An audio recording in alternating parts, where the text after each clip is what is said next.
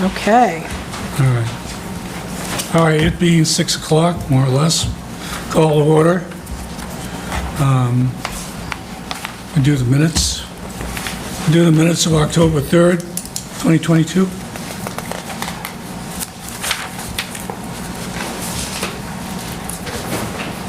Everybody had a chance to look at them? Motion to approve. Second. All those in favor?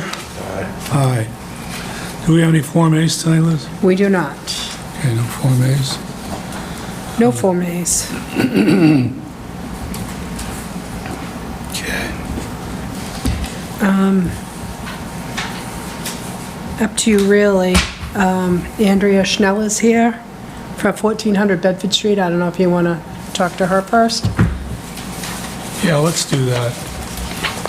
Ms. Schnell, 1400 Bedford Street? Hello there. Oh, you want to come up and... Hello. Absolutely.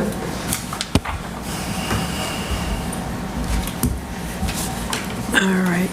So I think I gave you guys all a copy of an email that had come from Marion and the building inspector being out there. So she was kind enough to come in tonight and give the board a status update on where they're headed. Okay.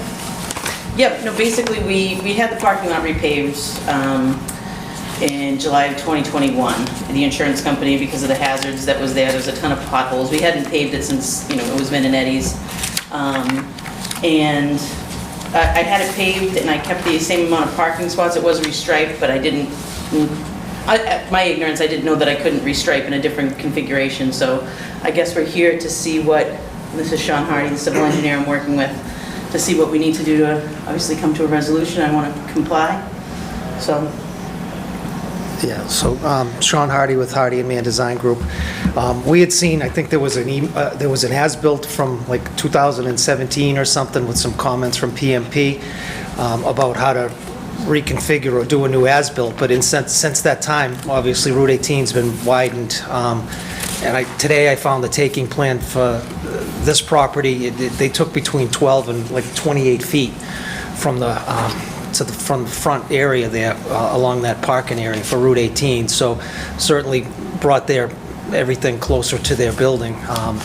So that as-built from 2017, I was asked to do a new as-built, but we wanted to come in and just make sure that that's exactly what the task at hand is, whether you guys need some other paperwork or something, because obviously it was reconfigured, again, to try and meet the same number of parking spaces, because they were subject to that big taking from Mass DOT.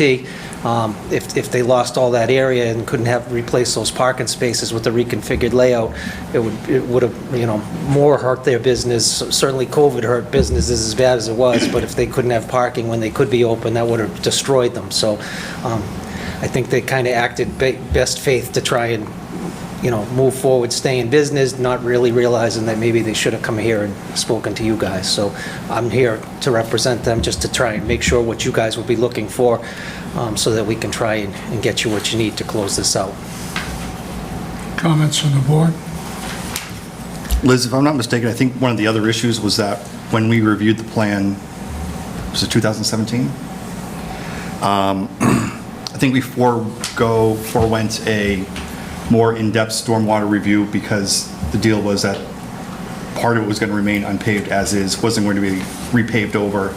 There was And going to so- be gravel closer to where is there like a stream on that edge there, or? There is no stream. I think it said processed gravel or pervious pavement. Does that Right. make, that's what I remember. Yeah, there's a wetland kind of in the back, but there's a Yeah. there's a head wall and there's a pipe that comes under their parking lot and then goes under Route 18 and goes Yeah. out to the other side. Yeah.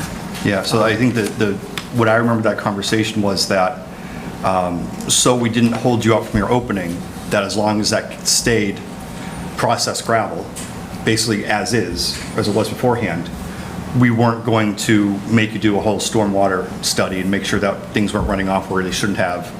I think that was kind of the bigger issue. Now, all of a sudden, it's paved over, and we didn't hear anything about it. Like, that was one of the conditions of the permit. Yes, so. yeah, no, and I'll be honest with you, when I had it paved, I was sort of in the, I should have thought that through more, but I had a big tent out in the parking lot. I had staffing. I'm not trying to, I should have done my due diligence, certainly. So that's why I'm here. If you guys, whatever we need to do to become in compliance, but. So, I mean, I'm not saying that you need a $75,000 stormwater drainage system, but it's more just for consistency, because we just have another business where they were gonna do a gravel parking lot, and people said, nope, can't do it, you gotta do pavement, and then that led to a whole other thing, so. Sure.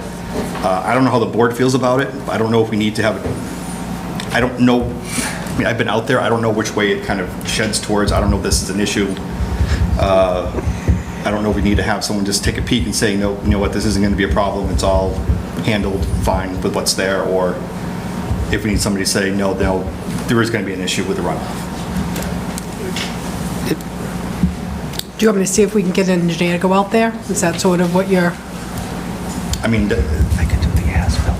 yeah, I mean, I think out of fairness to the other businesses in this town that we say the exact same thing to, unfortunately, that, yeah, I mean, this is one of the conditions, and we kind of had, kind of reduced our review because of that condition, so, originally. Then as-built might help with that before an engineer would go look at it, because I walked it, and it's hard to, I mean, a lot of years' experience, but to look and say which way it sheds without actual topo and elevations, because there is drainage in the parking lot associated with that pipe from Mass DOT, which I also thought was strange, because I've permitted other businesses on Route 18 that had drainage that tied in, and the state said, no, you've got to disconnect that or do a study for the whole system, but they didn't in this case, probably because they don't have an easement either to run through her property. That could be it. That might be why. But an as-built, I think, would certainly show where grade's going, where it's draining to, so we can, Yeah, if you could give us that, that would be awesome. okay. What do you think a timeline on that would be? Surveys are all out, 3-4 weeks, so it would be probably a month All right. Oh, I'm just trying to figure out, for a meeting schedule or something. for a meeting yeah. schedule and to get an engineer out there, like, what are you sort of looking at? Just so I can put it on a calendar so we don't lose track of it again. January. Odds are, yeah, because we're halfway, your next meeting is when? In December, December. right? And it needs to be a couple weeks ahead of time for them. Yeah, it would be. So actually, maybe February, by the time you get a plan to me and I get a plan to an engineer. I see a plan being within 4 weeks to you. All right, so you think January? Okay. Who did we ever review this before? I think PMP. PMP did. There was a reference to it in here somewhere. Yeah. PMP. Yeah. Yes, it was PMP. Yes, Yes, it was PMP, yep. I remember now.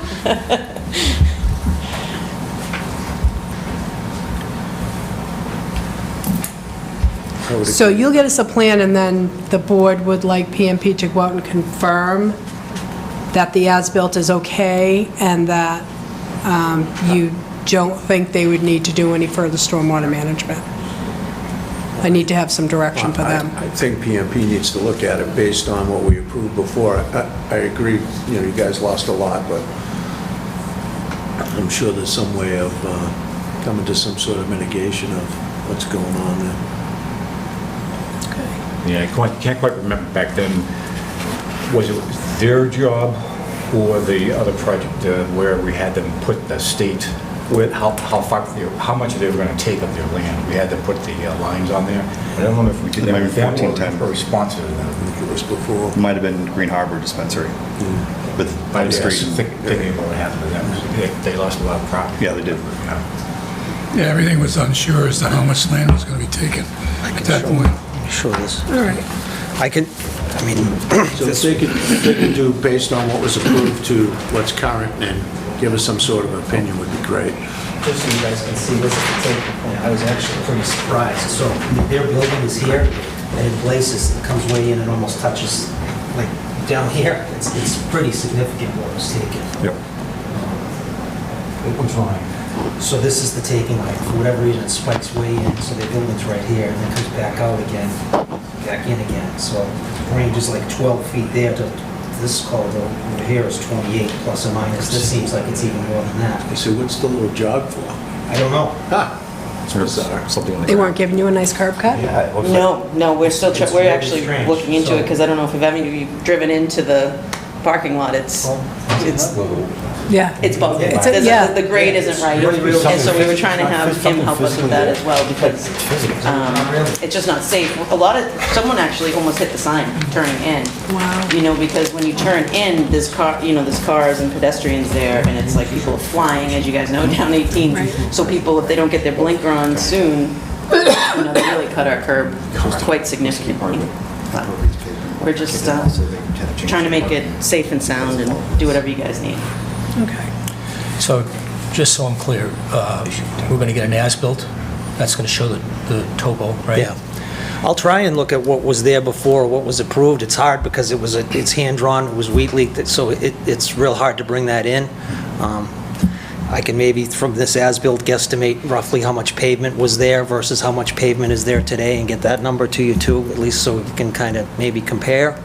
I don't know if that's helpful or not. I think we want to look now where it's draining. So I think at this point, we're all shooting in the dark which way it's actually flowing.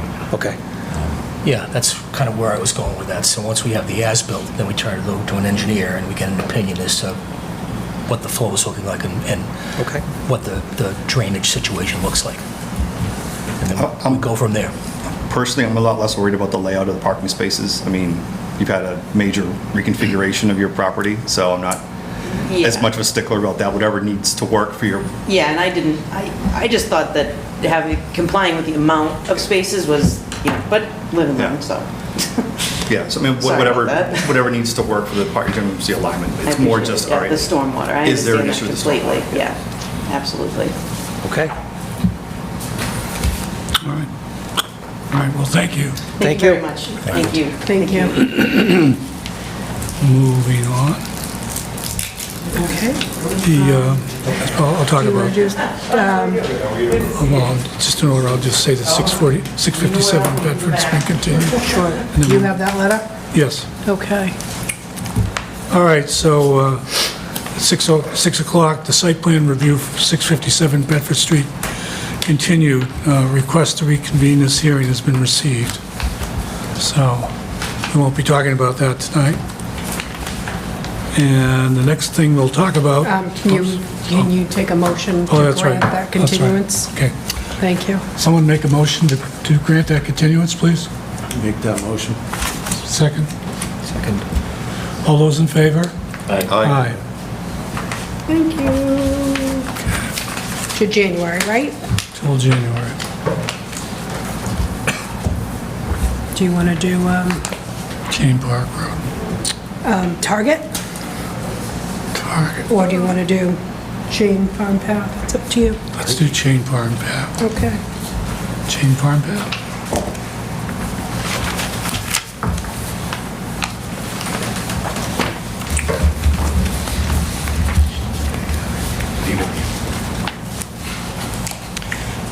Do you want me to just get started, Mr.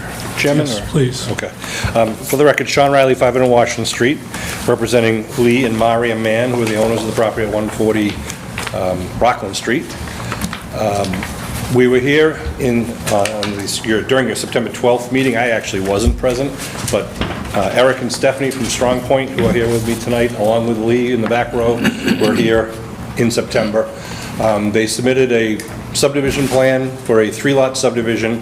Lee and Maria already have an existing house out on that property, so the purpose of this was to basically take the gravel driveway, make it a paved driveway that will serve the 3 houses. It'll actually can't be a driveway for 3 houses, it has to be a subdivision road, a private way. So Strong Point put together a nice set of plans. Norwood Engineering reviewed them, gave us a comment letter in September. Since September, we have met with the fire department to go over everything, make sure they had the hydrant in the right place. They actually asked us to add a little more paving in the circular part of the driveway that is existing right now at Lee's house. Part of it was gravel, part of it was paved. The fire department asked it to be paved, just be easier for them to maneuver. We have no problem with that. That updated plan with that extra paving was brought to the Conservation Commission. The order of conditions was issued and approved by the Conservation Commission, and I just recorded it Thursday and delivered a copy to Liz for the plan board's file today. Norwood Engineering has since issued a new review letter dated November 3rd. Thank you. A review of that updated plan, and they are recommending that the board approve that plan and approve the list of requested waivers that have been submitted in writing to the board, which would essentially, like some of the other private ways, it would waive sidewalks. It would waive some of the formalities of a true subdivision road, a public subdivision road, which has the vertical granite curbing, the 2 sidewalks, the parallel street trees and all. Also, the typical now waiver of not requiring a fire alarm pole box. We pretty much don't do that anymore per order of the fire department, but it's still in the regulations, so we have to ask for a waiver. So those waivers have been submitted in writing to you by Strong Point, and Dave Johnson from Norwood has reviewed it and recommended that the waivers be approved per the submitted plan. Other than that, I think we've checked off all the boxes. Dave has a couple of details that he wants Strong Point to follow up with after your meeting, which we would do, obviously, before any final plans are endorsed. Board, any discussion? So I guess tonight we're actually looking for a vote to approve the submitted subdivision plan in accordance with the terms of the November 3rd Norwood Engineering letter, and to approve the waivers listed in the letter submitted by Strong Point dated October 27th. Sean, can you tell me a little bit about the conditions that Conservation approved? I'm sorry, the conditions that Conservation approved? they basically approved the plan as presented. If you come down the right side of the driveway, the road, we're building, it's not a wetland area, there's a low area that we're creating into a, what would we call it? Bioretention area. Bioretention area. It's kind of a hybrid between a little drainage runoff area, but also we're gonna let it grow naturally to let it become a wetland over time, because it'll connect actually with some abutting wetlands. There's a lot of ledge on this property, so that's where the road is, and you're really not gonna be able to move it. There's wetlands in the property too. Mostly when you come in the driveway, it's on the left, a little bit on the right of the road, and then there's some wetlands at the back of the property, behind the proposed houses. DEP's been out on the property. The Conservation, I must say, did a very thorough review. They did a site walk, and all in all, they were happy with the final updated plan.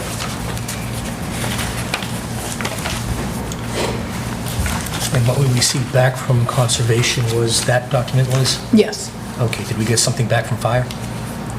we did not. They What was didn't that put- document that Concom? It was the order of conditions that you yeah. provided to me today, and I Okay. don't have anything from the fire department in writing about, Just that, no, there was a series of emails with the, I guess with the Conservation Commission. We had a meeting with Deputy Glenn, Captain Cotter, actually maybe 2 meetings with them, and Chief Nuttall was also in the email string.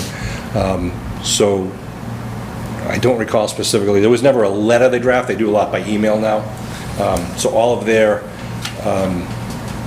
requests were incorporated into the plan and submitted to Concom, and we told the fire department that the same plan would be submitted to the planning board, and both boards would have to approve it in order for it to move forward. There was a concern initially, I said, if anything, the Conservation Commission might say, we don't want you to do the added pavement, but in the end, the Conservation Commission didn't have a problem with it. So it is the same plan that you have before you. can you Get something from them? could actually just send me the email chain, and I'll forward it to the chief and say, can you just confirm Yeah, that you're and okay if there's with the nothing plan? that specifically refers to it, I'm sure they will do it, because they were... Yep. The fire department was great to work with. I think it's a very healthy thing, and it's something we're trying to do more regularly now, kind of in advance of your meetings, is trying to incorporate into the submitted plan any concerns or ideas that they have with the preliminary sketches. It just makes it a more efficient meeting in front of you guys. Yeah, we end up going there anyways. Yeah, yeah. And, worst case scenario, they could always withhold a building permit if there was something that was missing that we had promised, but I can certainly either forward you an email that says it, and if it doesn't say it, I'll ask them to Yeah, draft or you it. can send it to me and I'll send it to them, doesn't matter. Yep. Sean, who's going to be responsible for the O&M plan? For the O&M plan? Yep. Basically, the neighbors, that guy right there, in the pink shirt, Mr. Mann. The houses are actually intended to be built for his family members. So at least for the next couple of decades, it's going to be the Mann family compound with the 3 houses. We, on our own, usually to put together a private road maintenance agreement that just says you guys are all, sharing any plowing costs or maintenance costs. If you're not aware with who Lee Mann is, Lee Mann Landscaping does Lee Mann plowing during the summer, so. The last one plowed. Does that go with the deed, is that its agreement? Typically, it doesn't, no. The deed, part of Dave's comments. So I guess my question is, if one of those gets sold, Oh, it has to continue, so it's a question with private roads, always. So Dave has, one of his conditions is that in the deed and in the covenant that gets recorded with the plan, that it specifically mentioned that this is a private road. So buyers are on notice. I make it a practice to put it in my purchase and sale agreements also, so it's ahead of time. Now, again, we're dealing with family here, but we try to alert people as much as possible. And then my office has drafted a maintenance agreement that we just did with a prior 2-lot private roadway, and we had the owners sign that. And it just says they're going to split the costs. Beyond that, it's, in the town also, on the street sign, they add a second sign that says private way, which basically alerts the DPW snowplows don't bother plowing the street. Private ways are kind of quite common in oddly enough, some of the more affluent towns around us, the Norwells, the Cohassets. as long as it's very clear that it's a private way, there's some Yeah. others in town that we don't have to mention that are private ways, and all of a sudden, the new owners are like, what, huh? There's a lot of Yeah. existing older private Yeah. ways in this town that, Yeah. Pine Tree Lane is one. Yeah. Washington Terrace is one. Things that you would never know are private roads. Right. And frankly, the town does plow those because they've been doing them for 70 years. Exactly, yeah, it's this creep that comes into it. Right. My concern is that this road is built so precisely, there's not much room for, error. And I assume the road is, 25 feet wide at all times, or?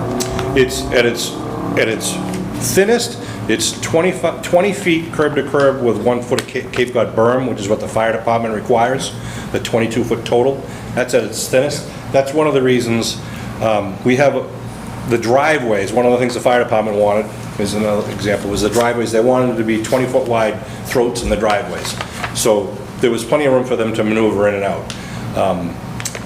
As you know, it's the ambulance is their widest apparatus right now. Yeah. Their tower truck is their longest. So that's why they asked that the loop that exists there be 100% paved. So it's an automatic, basically it's a huge cul-de-sac, even though it's private. So you are building the loop? It exists right now with gravel and pavement. The fire department asked that we add the pavement. Okay.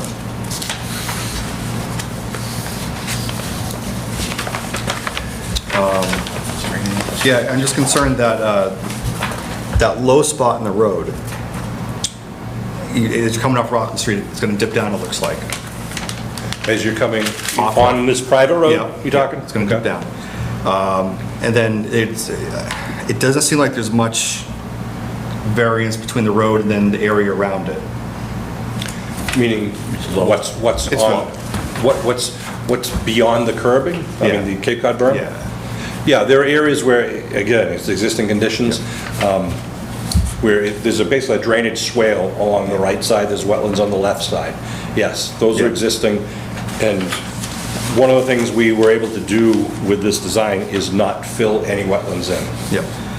So my concern is, and the reason I asked the O&M is because it's built so precisely and so tightly to fit in there, and it works as is. But if it's not maintained, then my fear is that this starts to become a problem. Yep. It won't have to be a problem 5 years from now, 20 years from now, 25 years from now. All of a sudden now the road's starting to buckle, it's starting to spread, and we're gonna get a situation where it's not being maintained. Now the fire truck can't get down there on a cold, icy day where it's flooding. That's sort of where my concern is. So, Yeah. I'm not gonna hold it up because of this, but I just want it specified that, somewhere that these 3 properties are conjoined in some sort of O&M to maintain this road and keep it passable. They are, and I mean, obviously, they have, an inherent, it benefits them, both safety-wise, but more so property value-wise, that if every day they drive to their house, they're going over bumps and, craters, that's a problem, especially with resale value. So you're gonna have the 3, you wanna say something? I was going to add one more thing. You gotta use your Finish microphone. thought. So that's why, we start them with an agreement that gets passed on to the next. I'm sorry, Eric? Oh, no. Eric Dias from Strong Point. I just wanted to add, I believe, and correct me if I'm wrong, the order of conditions issued by the Conservation Commission requires that the O&M be followed in perpetuity, whether it is in or outside of the resource areas. Right. So that way, it would be enforceable if it wasn't. If for some reason there was an issue, the Concom could be alerted, and it would be an enforceable action under their jurisdiction. Yeah. So there's a little bit of a belt and suspenders approach built into it.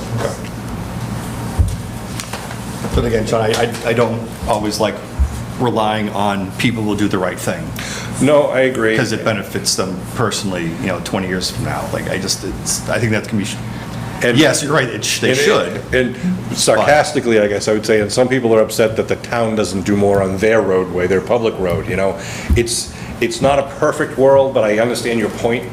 Both private roads and public roads, it behooves everyone to keep them. It behooves me not to overload my outlet at my house, but I might still do it. Right, exactly.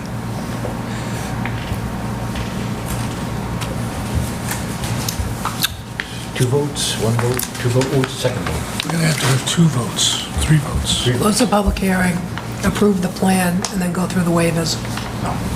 What was the first one? Close the public hearing. Oh, okay.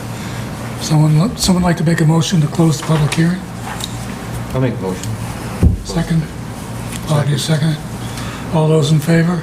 Aye. Aye. All right. And now,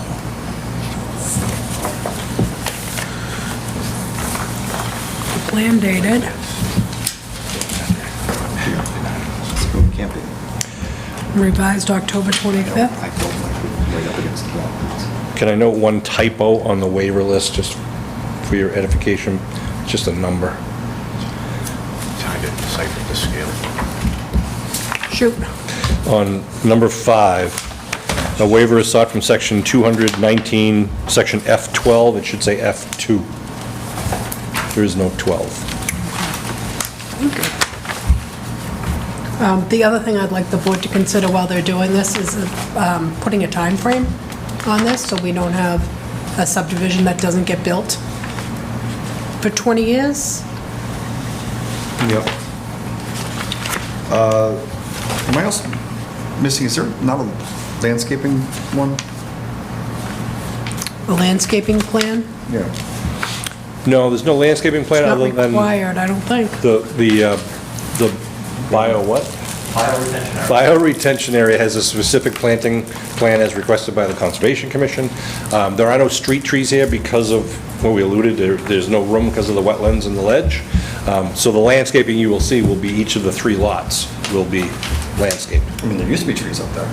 What's that? There used to be trees up there. Not in many years. This is an odd history to this property before the man's owned it. I mean, it's been cleared for a long time. It wouldn't go a long time. It's been a few years, but not a long time. Well, at least I looked 20. at the satellite photos. It wasn't Yeah. 10 years ago. It was, oh yeah, in 2005, It started before that. yeah, there was, well, I won't get into the prior owners, but yeah.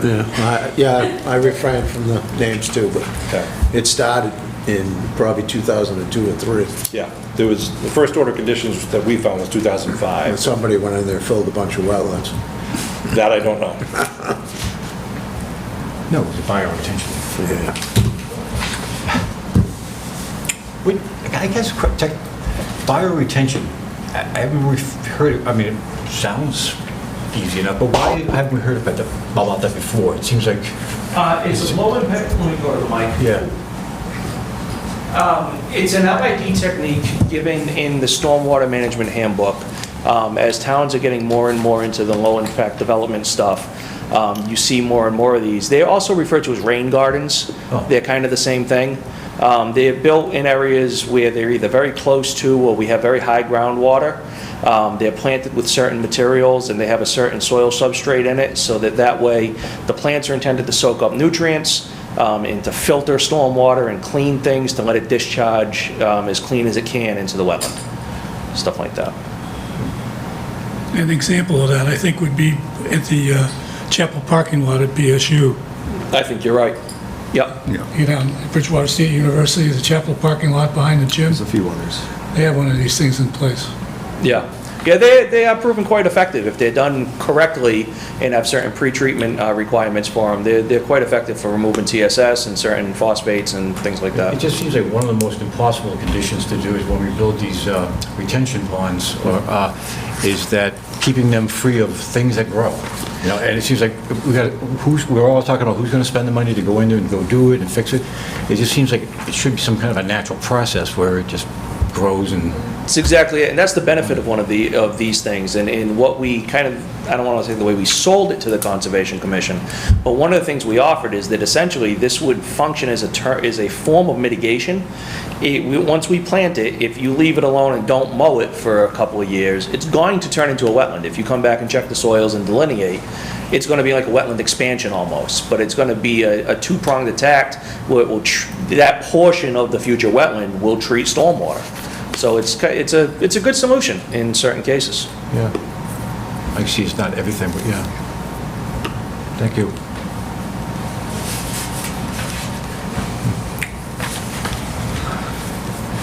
So,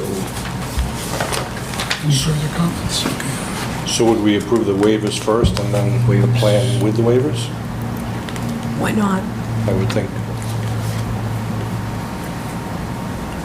So, a motion to approve the plan. Waivers. A motion to approve the plan, the waivers on the plan? Just if I want to suggest a condition, is this the time to do it, or Does it have to do with the waivers? it would be to enforce the waivers? I mean, we're granting waivers on the condition that certain things take place. well, I guess we can comment on the individual waivers if that's the case. I mean, I want to put it specifically, a condition in, that the properties will have an O&M to maintain the roadway in this state, as a condition to approving, waiving some of these rules that we have. So that it's gonna stay 22 feet wide with a berm. I want to go up there in 6 years and find it all broken and cracked and broken apart because the plows have hit it, and now there is no Cape Cod berm up there. And now it's... Is that the start of your motion? Well, that was kind of like, I guess, time frame, but not a little more. But the time frame would be another condition, is... So We I don't just have know any the objection. procedures, if you want it now or if you want it afterwards. We should probably do the waivers and then Okay. approve the plan with the waivers that you're going to approve, and then add your other conditions, like contingent upon the Norwood engineering letter, contingent it's built within X amount of time, and contingent that an O&M plan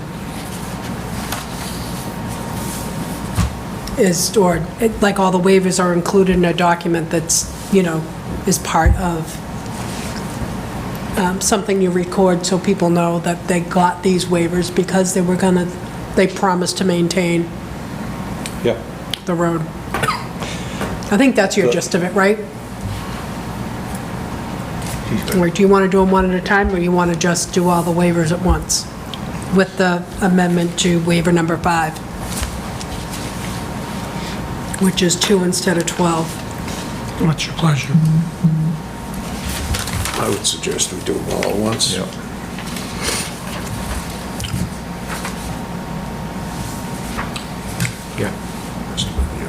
And the strong point letter of October 27 becomes what we're working from. And all of those waivers are as shown on the plan. So it matches what is in writing on that October 27th letter, matches what is shown on the plan. I think they're appropriate based on some other subdivisions that we've we've approved, especially with the density. The density is, I mean, the lots are 2 acres, 3 acres, so it's not like every single piece of property is used. So I think the waivers are appropriate. I guess I'll make that motion. Second? Second. All those in favor? Aye. Aye, okay. And we move on to the third thing, is to approve the plan with the conditions, including the time. From Norwood Engineering letter dated November 3rd. I'll make that motion. Second? What's the time? What's the time? Time limit, yeah. Time frame? Or what's an appropriate time frame? Certainly not 20 years. Typically, I've seen 2 years. Yeah, that's what I was. I was thinking 5, actually, right? Well, I don't know, if it doesn't happen in the first two, probably never. What I might suggest also, so it's clear to both the board and to the owner, is maybe we pick a date, you know, it must be completed, or an as-built must be submitted by December 31st, 2000, and, as opposed to saying 2 years from now, because then you gotta go back and figure out what's now, when was now. Sure. That's just my thought, it just kinda is easier if there's a hard date. All right, well, let's split the difference and call it 3 years. So the plan would have to be completed by December 31st, 2025. Call it the as-built submitted by that date. Yeah, that's right. December 31st, 2025. 5, right, that's 3 years. And what kind of language do you want to include, Rick, about the,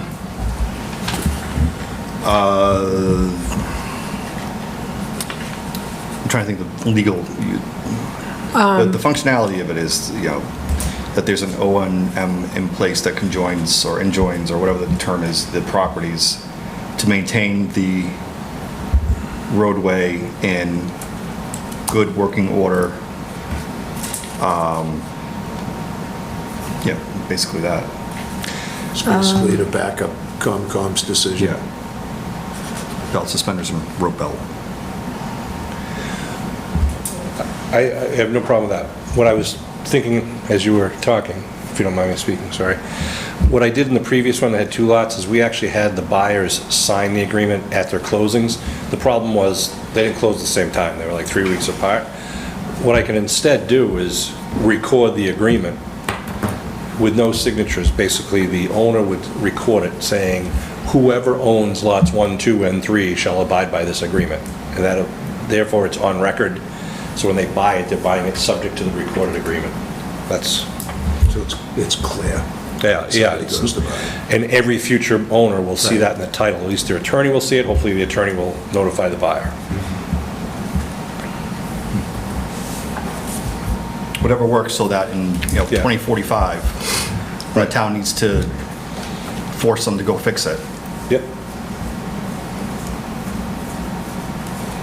I was going to say that might be a good idea, because you sent me that agreement, and it really did include everything. Thanks, Liz. Tried my best. Yep, it was very good. So a motion's been made. Has it been seconded? I'll second it. All right, motion's been made and seconded. All those in favor? Aye. All right, thank you very much. We'll see you in 3 years, or sooner. Sooner, because we're going to get, What's that? because you're going to have to record the plan and a covenant, And a right? covenant. And a covenant. I know how to do those. Just going to say. Could you get me a covenant? Thank you all very much. Guys. Thank you. Okay. We'll do the target next.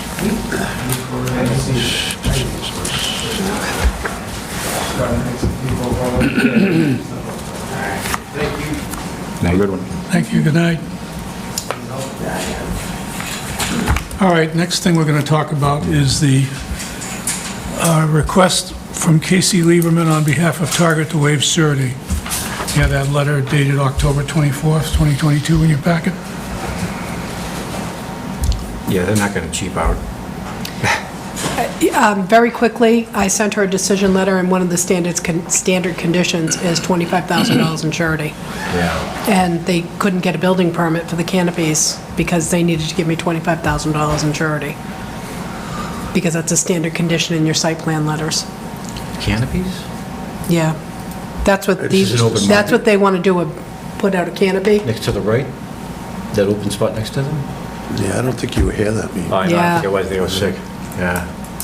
It might be to the left. I'm Canopy not sure. it was pickup, right? It's pickup. Yeah. Yep, so their employees can stay dry, people picking up Yep. their items can stay dry. Yep. So the board approved it, I drafted the letter, and she got a copy and then couldn't get a building permit, so. I'll make the motion, we waive the condition of the $25,000 shooter. Seconded? I'll second. Motion made and seconded. All those in favor? Aye. Aye. Aye. Opposed? Opposed? No one opposed. All right.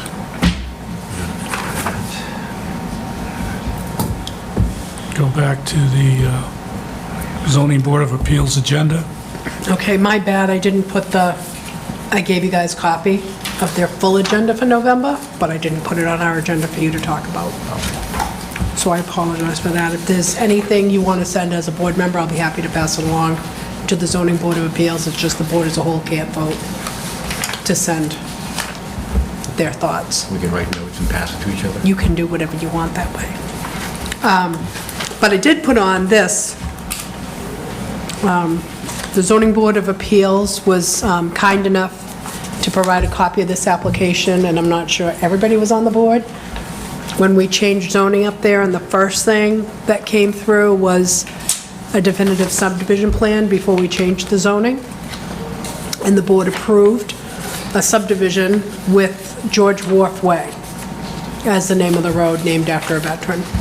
That never got built, and then the applicant came back, and I think it was 3 single-family homes, and then they wanted to do a lot of condos. It was more than the 6 that are shown on this plan. But I just wanted the board to be aware that in 2007, there were water issues, and these were pictures sent in by the neighbors. I haven't had time to do a deep dive. I kind of grabbed this stuff for this meeting.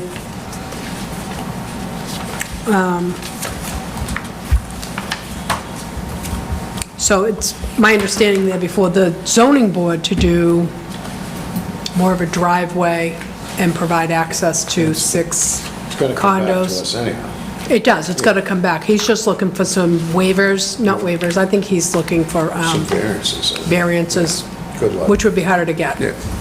Oh, it's interesting, because I think he was a member of the zoning board that said no to the original project, wasn't he? I'm not sure if he was on that zoning board, I know he was a neighbor, and it's my recollection that he was not happy about the project. And so he has now bought the land and proposing it himself? Well, that's interesting.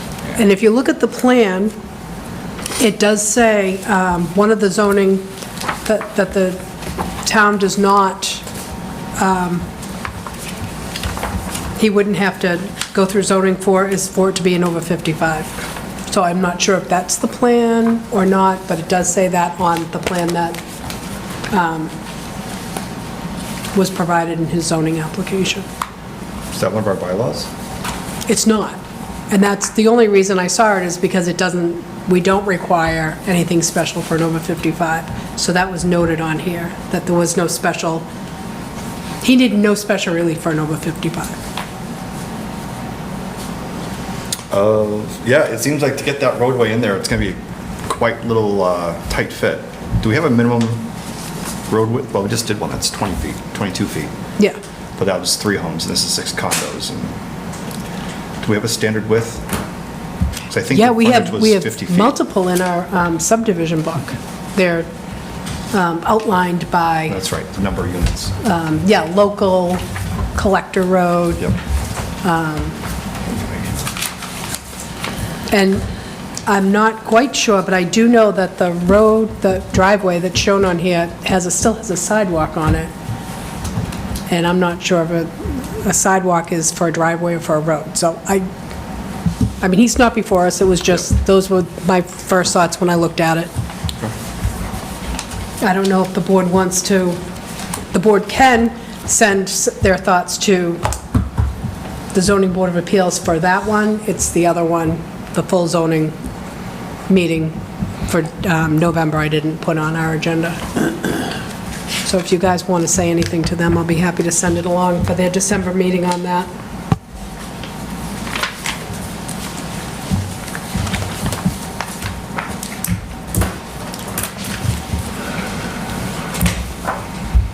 Anything else on that?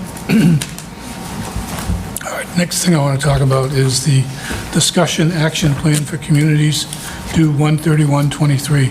And Liz, you did a lot of work on that.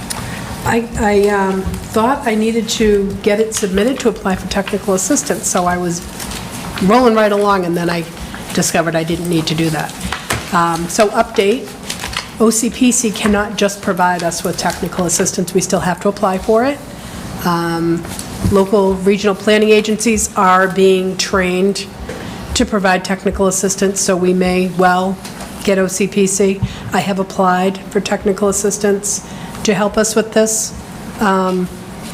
In November, they're supposed to be rolling out a toolkit, which actually sounded pretty decent. It would provide each town that was required to adopt zoning a GIS layer, so you could kind of go in and draw your district, and then you could plug it into they've developed like a spreadsheet, and you could drop that in there, and it will tell you if you're meeting your required number of land or whatever.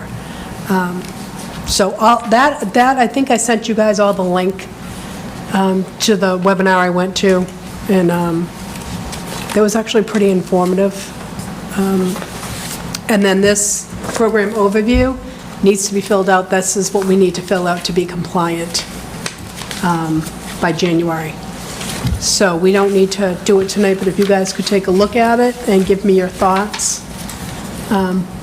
when you have a chance, and I can consolidate all that and get it back to you. That's this one? Yeah. And you can all go over it and see if that's what you want to submit.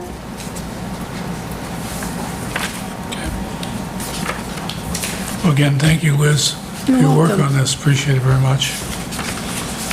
Update MBTA community zoning changes. That's sort of all in one happy bucket. I sent you guys a webinar. If you get a chance to look at the slides, it was very informative. And I What was attended. the last change they just made? They just made some change in September or October. They did. What was that? I have no idea. I can't remember off the top of my head. It was something, was it about inclusionary, or was it about, it was about Oh, requiring oh, oh, affordable oh. units, actual Yes, affordable so units. that was actually one of the, I actually had a really short conversation with Scott about this. You can require 10% to be affordable housing, which may not be a bad idea, although that project on Summer Street got approved, it has been appealed by the applicant. So I don't know when that will all wrap up, but It was appealed by the applicant? it was appealed by the They applicant. reduced the size big time.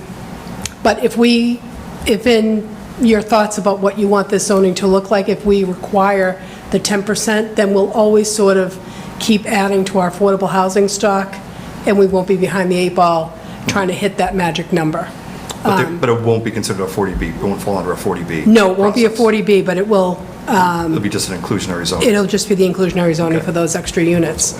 And then we can do a study, which they will pay for, to see if we want to do even more than 10%. You can't make it more than 10% unless you have this study done, though. I can't remember the exact name of the study they wanted everybody to do. Well, to do more than I 10%. still can't, of all these years, I still can't wrap my head around the term affordable housing. It sounds like a joke, just to hide that fact that nobody can actually afford these homes. It should be subsidized housing, is it correct? It's subsidized housing, or now they're kind of calling it workforce development housing. Subsidized housing. Because I'm thinking, if Yeah. you don't build it so that someone actually afford it, Well, because here's the problem, is that mobile homes, trail, whatever you want to call them, prefab homes, they're not considered affordable homes, even though that they're price-wise, they're affordable.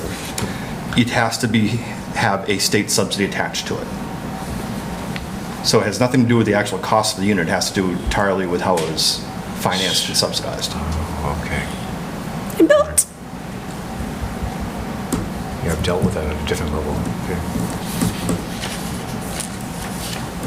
So I don't know if you guys want me to look into maybe applying for assistance to have the study done to see if we need more than 10% included in our draft zoning. Yeah. Seems like there's no harm in that, Liz. Okay.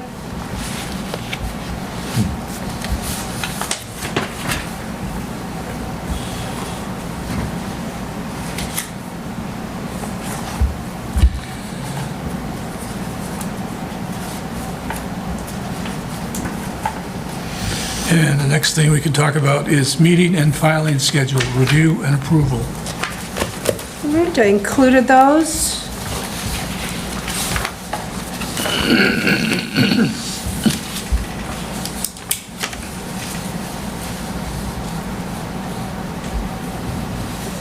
Anybody have any trouble with those dates? Nope. Not yet. It's still early. All right? It's not even 2023 yet. I know Wayne would pull out, he's already booked till through His book. December. Go through his meetings. That's crazy. I still think we need an August meeting, but I know I'm in the minority there. We used to meet twice a month. Yeah. Man. I don't care. Well, that's a good Just thing to about avoid being just the retired for the 3.5 chair hour meetings. anyway. Right. There's no conflicts. Right.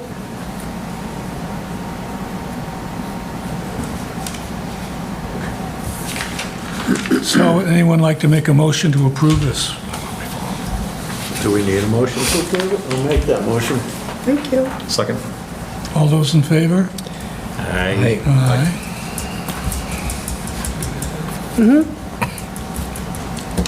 Anything in particular you were? Sorrel, Oh, all done. all done already? All done already. Awesome. Yep. Well, it's not done, but it's done No, I for tonight. understand. They have some direction. Yes, perfect, thank you. Yep. Okay. So one of those things, real quick, Mr. Chairman, I know you guys were concerned about the fire department making sure that Peter Fiore at 500 Chestnut Street, that they were happy with the plan, and I did receive, I'm not sure if I gave you guys a copy of that, an email from Jacqueline and from John Nuttall, that they were okay with that plan.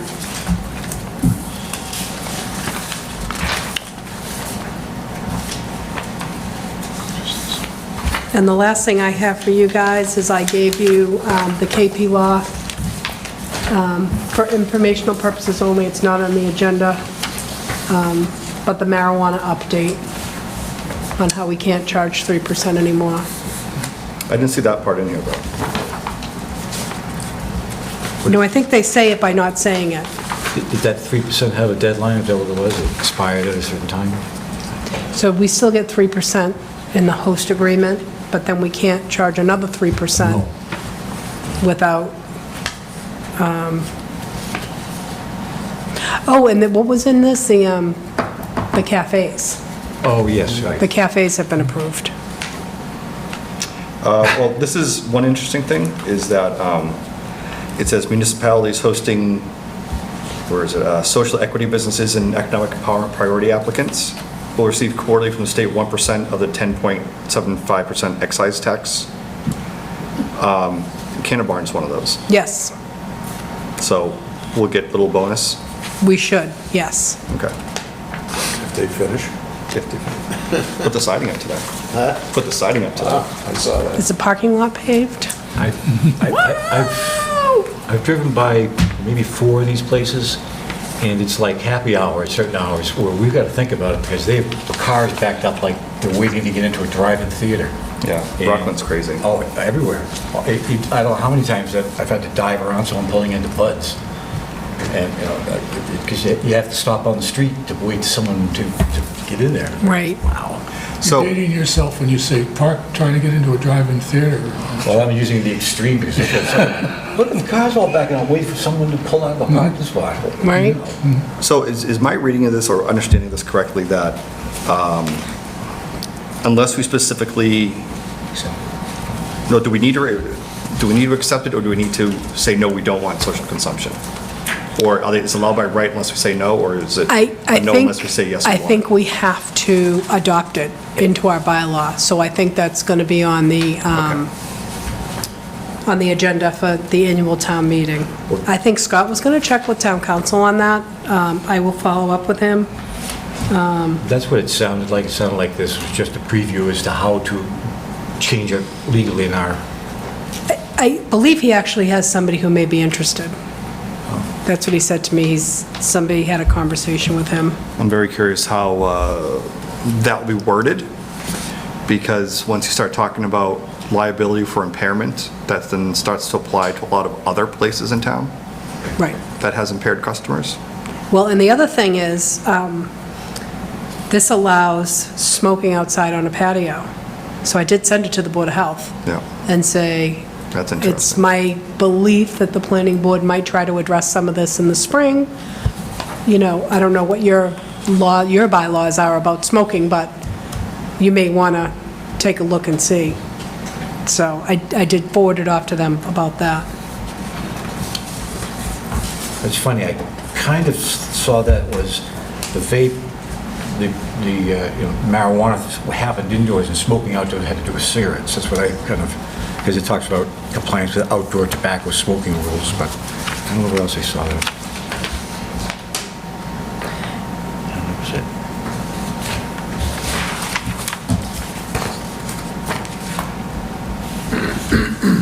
All right, is there anything else to come before the board tonight?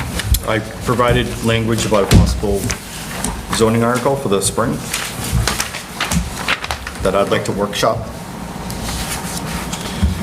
So this goes back to our issue with trees and how we've gotten feedback that the current rules, which require street trees on subdivisions, is not ideal because not everybody wants a street tree, and we don't necessarily want that uniform look, and sometimes it's better, we can have, like, I think Jean Carroll Lane is one of the examples where, yeah, they cut down every tree within, a 3-acre radius, but we at least have a strip of street trees along the roadway. Well, that might not be ideal either. So, and in addition, we also have the stormwater protection permitting issues that have some language in there about removal of trees for construction, that they don't want people just to go in and clear cut lot anymore. It's now just minimum needed to perform the work. And we have existing language about how they're supposed to go in and map old, big trees, mature trees on lots too, that we basically just haven't been enforcing. So the idea is to restructure it.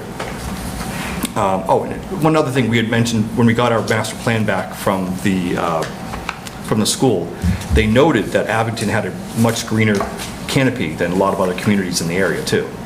So it's one of those things where we like to keep it, encouraging real high-growth mature trees, not just, street trees and decorative trees, but hardwoods and mature trees.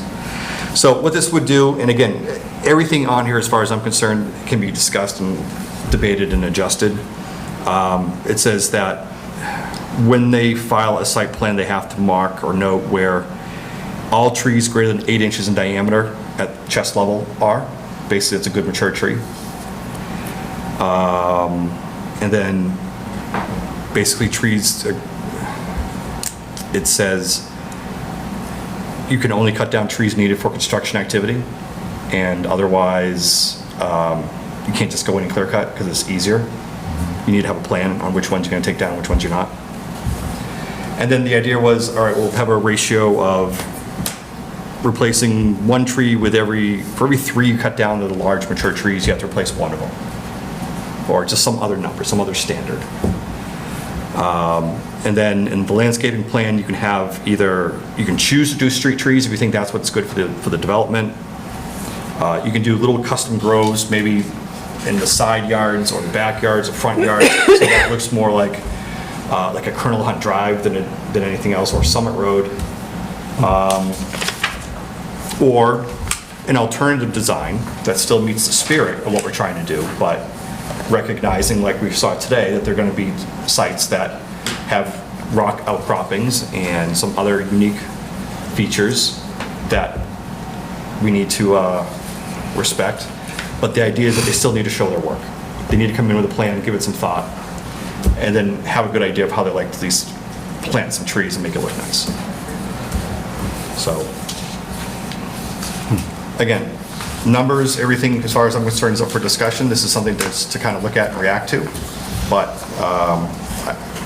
I just don't think the language we have on the books currently is strong enough to achieve what we want to do, or what we've talked about. Yeah, so it's just a blanket, you know, Yeah. without knowing what to do with it.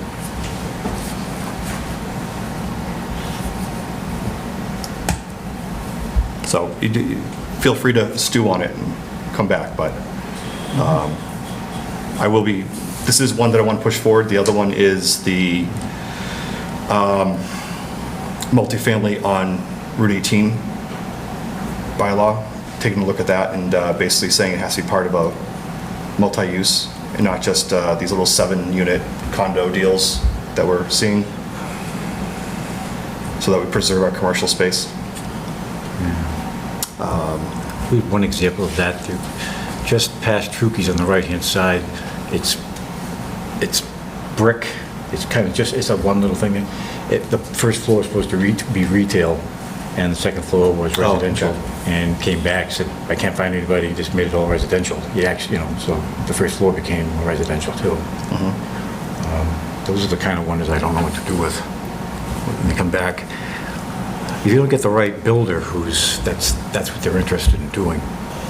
My concern is that we'll just lose all our commercial space. It'll just be all residential. It'll just be It's happening a lot lot. after lot of those sideways condo complexes slid in up and down the street, and we'll lose all our commercial space. Yeah. Well, thank you, Rick.